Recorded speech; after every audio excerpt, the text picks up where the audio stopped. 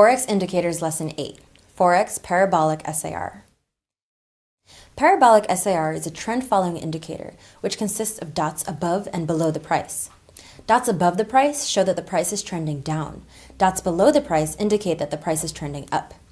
Although there are traders who use this indicator for entries, I would only use it for trailing my stops. Take a look. As the price is in an uptrend, the parabolic SAR is placing dots below the price. If you enter the market here, SAR serves as a brilliant indicator to decide your closing price.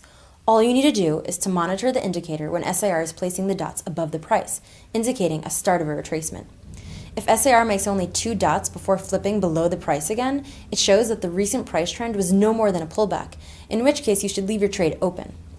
If, however, SAR forms 3 dots above the price, it signals that there may be a deeper retracement ahead, or even a trend reversal. Therefore, it's a good idea to take some profits from your trade, or even close it altogether. Remember, the parabolic SAR works only in trending markets. When used in a range-bound condition, you will get too many false signals.